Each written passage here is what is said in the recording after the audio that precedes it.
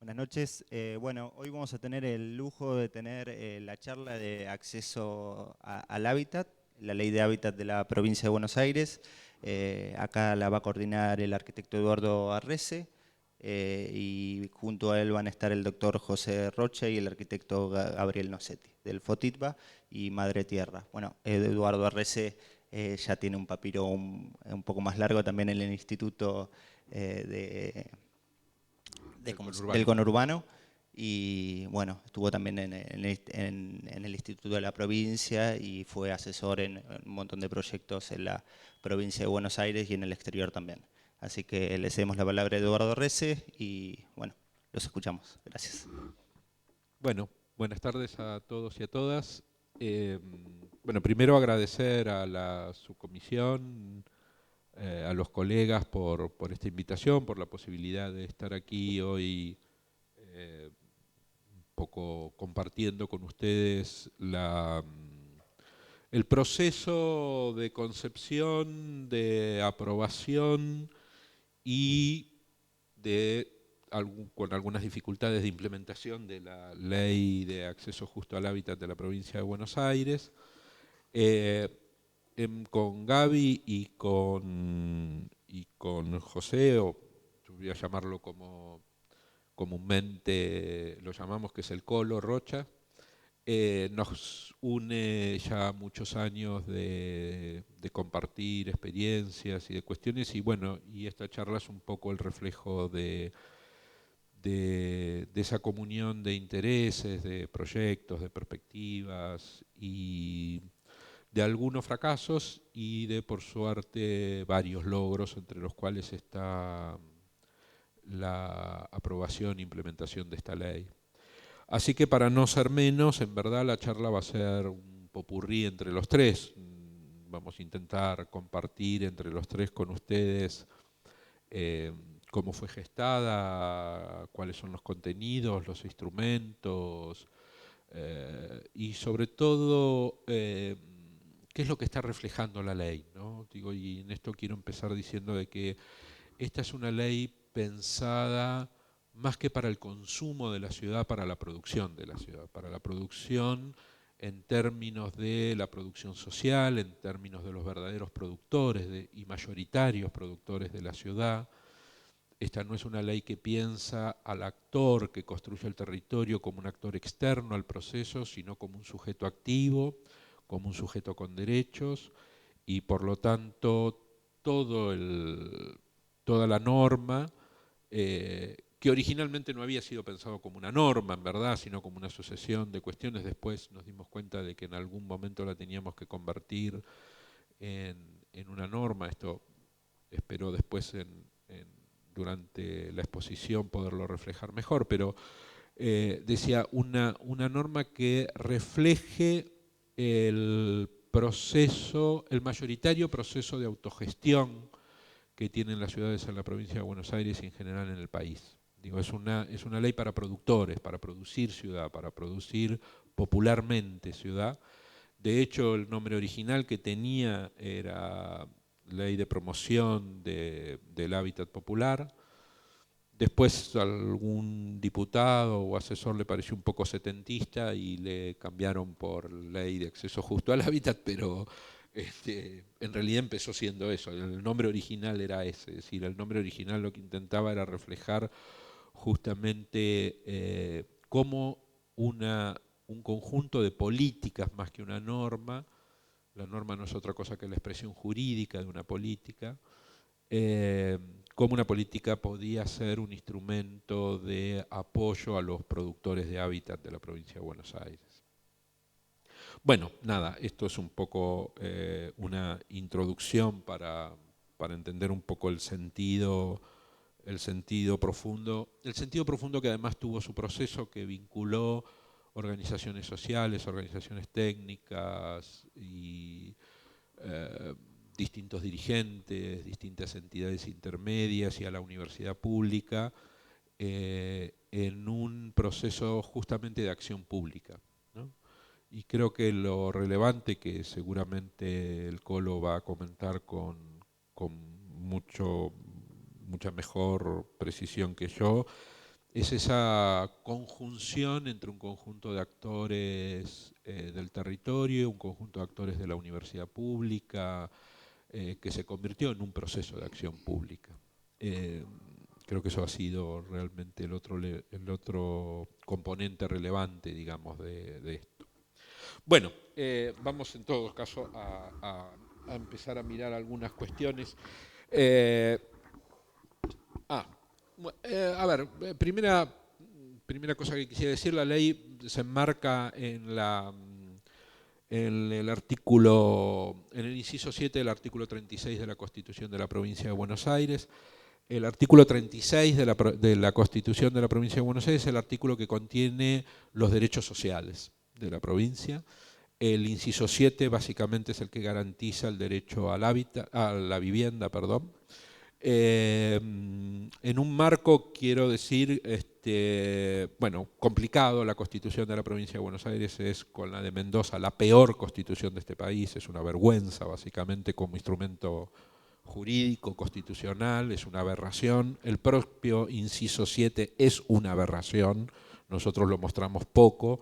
Por ejemplo, el inciso 7 del artículo 36 dice que se le garantiza un lote y una vivienda a todos los habitantes de las ciudades menores de 20.000 habitantes en la provincia de Buenos Aires. O sea que todos los que viven en el Gran Buenos Aires no tienen garantizado por la Constitución nada.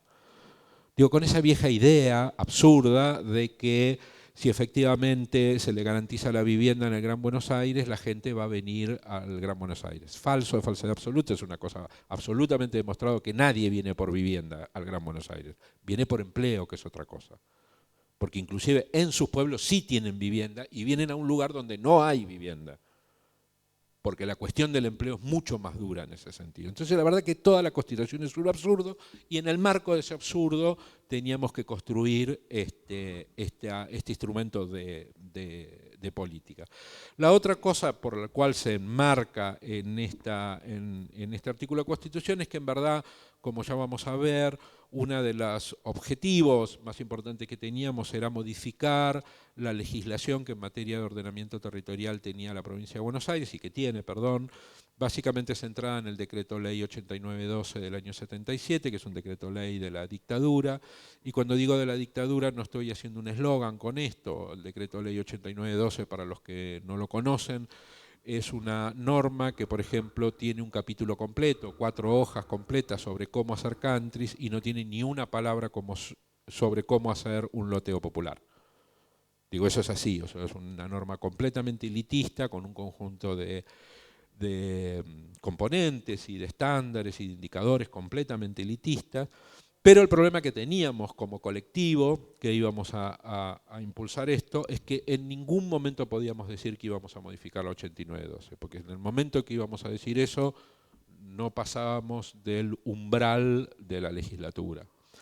Con lo cual, entonces, en vez de decir esta es una ley que va a modificar la ley 8912 o el decreto ley 8912, dijimos este es una norma que se va a enmarcar en el inciso 7 del artículo 36, que cuando termina el inciso S7 dice que el ejercicio del derecho a la vivienda tenía que tener una ley especial.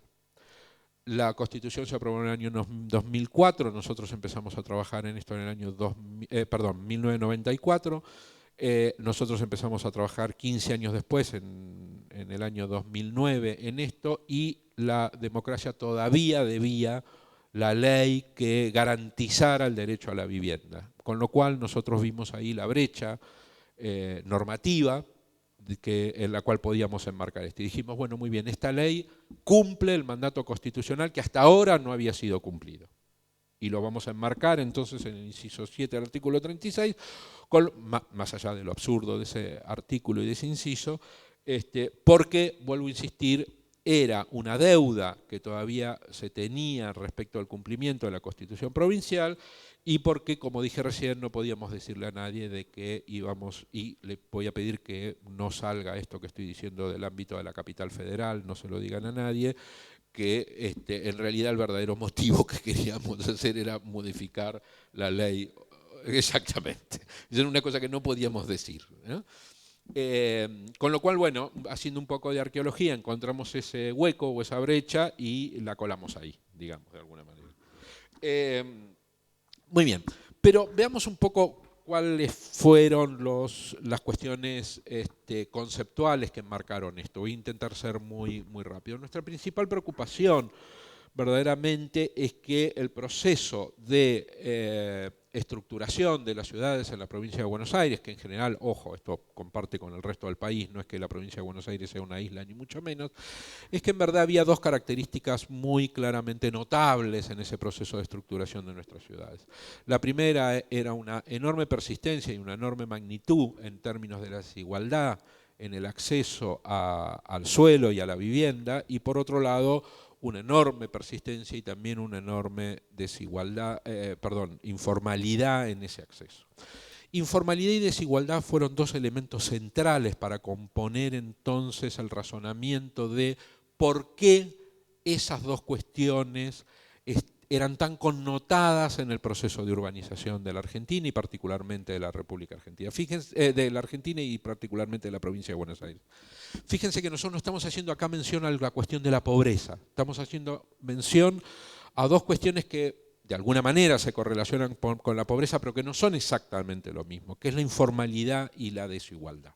Digo, estos dos elementos nos parecían muchísimo más importantes que la cuestión explícitamente que la pobreza, porque esto era lo connotado en términos de la estructuración de nuestras ciudades, y porque en verdad los últimos 10 años nos estaban mostrando claramente cada vez más eso, ¿sí?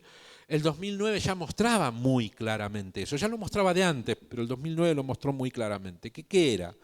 Que en verdad en el país había disminuido la pobreza, habían mejorado un conjunto de indicadores sociales y sin embargo la desigualdad y la informalidad en el acceso al suelo habían empeorado. Con lo cual ya la explicación respecto de que la pobreza era, o las condiciones de pobreza eran el gran explicador de la imposibilidad de que los sectores populares y los sectores medios accedieran a la pobreza, ya no era una explicación tan sencilla y tan lineal como en general la bibliografía lo explicó y los estudios lo explicaron durante muchos años. Con lo cual en esos dos elementos nosotros nos basamos con muchísima más claridad. Claro, en un marco que, como dice el Colo, efectivamente, bueno, en ese momento eran 700.000, hoy hay 1 millón, hoy hay 1 millón de soluciones habitacionales construidas y sin embargo las tomas se incrementaron. Entonces, esta es una cuestión central por la cual queríamos, bueno, estábamos seguros que teníamos que intervenir en ese proceso. Pasemos a la siguiente. Y en ese sentido lo que hicimos fue cuestionar esa explicación tradicional. Está un poquito deformado el gráfico ahí, pero como ustedes ven, déjalo un cachito ahí, Gaby. En general, la explicación de por qué los sectores populares, yo, si ustedes me disculpan, me voy a parar un cachito. Sí, no, porque si no estoy, me va a dar tortícolis y me voy a poner acá un minuto y lo hacemos más amigable. ¿Cuál fue la explicación? ¿Cuál era la explicación tradicional, vuelvo a insistir, de por qué los sectores medios y los sectores populares no podían acceder a la vivienda y al lote? Bueno, la explicación tradicional estaba correlacionada, como dije recién, a las condiciones de pobreza. Y esas condiciones de pobreza se explicaban por la articulación, por la interrelación de varios factores. Por ejemplo, de los ingresos insuficientes de las familias, de la persistencia de situaciones de carencias y por lo tanto las vulneraciones o las vulnerabilidades en materia de capital social que tienen los sectores más pobres, y por el otro elemento central en este sentido, que es la precariedad y la informalidad o la inestabilidad laboral. Esos tres elementos explicaron siempre por qué una parte importante de la población no podía acceder al mercado de la vivienda y por lo tanto, cuando uno mira el problema desde este enfoque cierto, nosotros no estamos diciendo, ninguno de nosotros estamos diciendo que esto no sea cierto, lo que decimos es que este enfoque es parcial y que es insuficiente. Absolutamente cierto, pero absolutamente insuficiente. Porque cuando uno mira el problema desde ese lugar, la respuesta que obtiene es, bueno, muy bien, si mi problema es eso, lo que yo tengo que poner en marcha es una política de construcción de vivienda. ¿Sí? De construcción de vivienda como política compensatoria. ¿Qué significa como política compensatoria? Una política que no modifica en nada todo lo que dije arriba, ¿sí? O en muy poco lo que dije arriba, pero compensa una carencia central, que es que la gente no tiene vivienda. ¿Sí? ¿Se entiende? Es decir, no modifico con esto el statu quo de la pobreza, pero por lo menos tengo un bien público que compensa en parte alguna de las vulnerabilidades, que es la falta de una vivienda digna. Y también es una política compensatoria en tanto y en cuanto el Estado lo que hace cuando mira esto solo desde este lugar es decir, bueno, voy a segmentar el mercado, entre comillas. El mercado pudiente queda en manos de los desarrolladores inmobiliarios y del mercado en general de las viviendas. Y yo voy a asumir el otro mercado, el que no puede pagar, haciendo viviendas sociales, ¿no? Entonces segmento deliberadamente esos mercados para tratar de dar respuestas a aquellos que no pueden acceder por vía del mercado, por vía de sus salarios, etcétera, a una vivienda. Lo que pasa es que tiene una ventaja esto, por otro lado, que es que al mismo tiempo que me concentro fuertemente en construir unidades de vivienda, incentivo el mercado de la construcción, y el mercado de la construcción, como ustedes saben, tiene un efecto importante sobre la creación de empleo, sobre la economía, sobre la dinamización de la economía, etcétera, etcétera, etcétera, que no termina de compensar todas aquellas cuestiones que dijimos, pero por lo menos obviamente ayuda a mejorar la situación. Vuelvo a insistir, nosotros no decimos que esto está mal, no decimos que esto no es cierto, lo que decimos es que la evidencia empírica que nos mostraba la realidad de nuestras ciudades nos decía que esto era insuficiente como explicador del problema.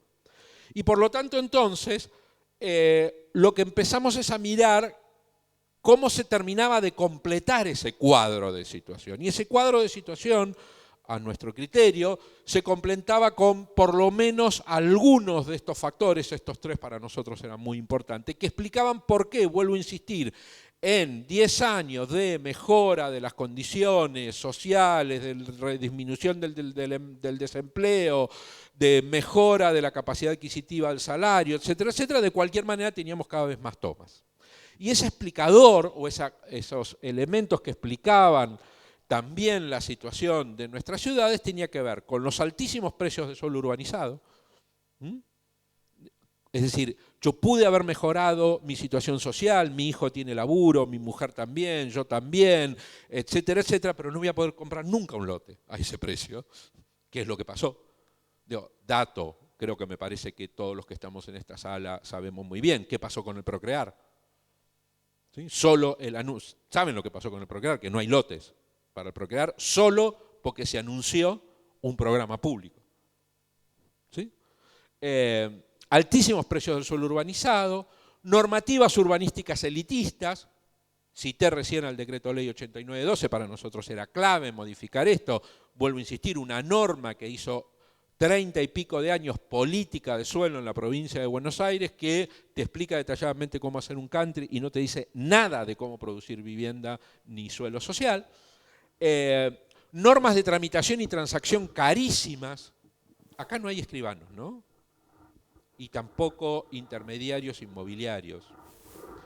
Esperemos que no. No, digo porque hay un estudio del Banco Mundial que me exime de tener que explicar el sesgo ideológico. No es un estudio del Partido Obrero, es un estudio del Banco Mundial que muestra que la Argentina es el segundo país más caro en normas de transacción y tramitación de América Latina después de Uruguay. Un inmueble, al precio del inmueble ustedes le tienen que sumar más o menos un 17% entre el conjunto de trámites, incluidos los escribanos, que tiene el costo del inmueble, y un sistema financiero completamente inaccesible. Esto derrumba toda aquella teoría de que si vos entregás títulos, los pobres entran al mercado de capitales y a pedir préstamos. Yo no conozco ningún pobre que, aunque tenga el título, vaya a un banco y el banco le dé un préstamo, en este país. Con lo cual, esa trilogía de cuestiones para nosotros también era tremendamente importante. Después Gaby va a explicar un poquito lo de los micropréstamos y todo el sistema que pudimos armar, etc. Bueno, cuando uno mira este problema desde acá, desde acá. Perdón, porque el otro problema, la otra cuestión de construir, ya tiene toda un andamiaje muy fuertemente estructurado histórica. Secretaría de Vivienda, institutos de vivienda, FONAVI, Plan Federal, es decir, nosotros no nos íbamos a meter ahí, ya está armado eso.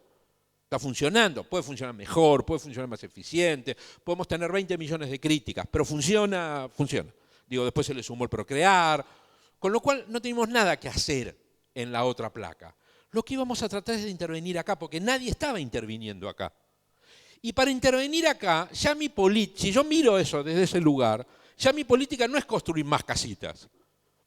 Mi política pasa de ser de la de construcción de unidades habitacionales a una política urbano-habitacional, ahí está, una política ya urbano-habitacional, que aborde además la diversidad y complejidad del problema.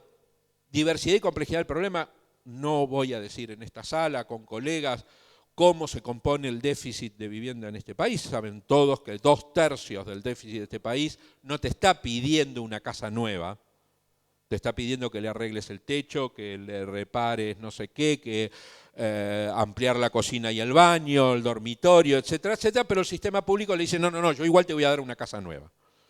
Construida por empresa constructora de la Cámara Argentina de Construcción, por supuesto. Digo, esa es la respuesta que tenemos. Tenemos una respuesta unívoca a una demanda enormemente heterogénea. ¿Sí? Y por otro lado, y tercer punto acá, es que efectivamente estas políticas tenían que dar respuesta a estas cuestiones y además al mismo tiempo intervenir fuertemente en el proceso especulativo de aumento de los precios del suelo que explicaban básicamente la cuestión de la segregación y la cuestión de la informalidad. Digo, esto es lo que nos proponíamos. Y desde esta reflexión surgió la ley. Desde esta reflexión, desde esta interpretación de la realidad que intenta hacer más complejo la mirada y el abordaje sobre la problemática que teníamos que dar cuenta, son los elementos conceptuales. Disculpen, yo prometí hablar muy pocos minutos y ya me estoy extendiendo. Voy a parar aquí con esto. Digamos, esto da, casi para un seminario solamente esta placa, digamos, ¿no? Adelante. Dale, Gaby. Bueno, la ley se estructura básicamente en 3 bloques. Un bloque 1 de principios, que básicamente nosotros lo llamamos es un bloque ideológico. ¿Por qué un bloque ideológico? Pues es un bloque que modifica aquellos paradigmas básicos del marco jurídico sobre el cual se apoyaba la cuestión del urbanismo y de la vivienda en la provincia de Buenos Aires. Voy a explicarlo muy rápidamente, el Colo lo va a explicar mejor que yo.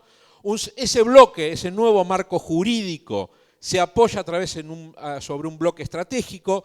Hay un capítulo completo dedicado a definir prioridades, modalidades de acción, es decir, estos grandes enunciados de paradigmas jurídicos se apoyan, aterrizan un poquito más a tierra, aterrizan a tierra, es difícil de otra manera, pero aterrizan sobre un conjunto de definiciones que dicen, estos grandes principios jurídicos se operacionalizan a través de estas cosas.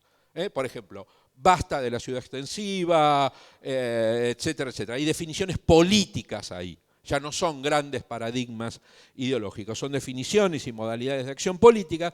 Y para que las otras dos fueran reales, la ley contiene 3 capítulos completos sobre instrumentos, sobre mecanismos, sobre dispositivos. Porque si ustedes no tienen instrumentos, dispositivos o mecanismos, los otros 2 son una suerte de carta a los Reyes Magos. Quiero un tren eléctrico, ¿quién lo paga? ¿Cómo? ¿De dónde salen los recursos? ¿Cómo se instrumentaliza eso? Etcétera. ¿Qué quiero decir con esto? Entonces, muy rápidamente, que en verdad la ley intenta, no lo logra porque hay muchísimas otras leyes que la complementan, las leyes de medio ambiente, la ley de prescripción administrativa, las leyes de regularización, es decir, muchas otras complementarias, digamos, pero la ley intenta en su campo de acción ser unívoca en sí mismo, es decir, leerse en sí mismo, ser un producto autocontenido de la mejor manera posible, ¿sí? Los 4 principios básicos, como dije, del bloque ideológico, ahí le voy a pedir al Colo que miremos un poquito esto, son el derecho a la ciudad y a la vivienda, la función social de la ciudad y de la propiedad, la gestión democrática de la ciudad y la distribución equitativa de los costos y beneficios del proceso de urbanización, ¿no?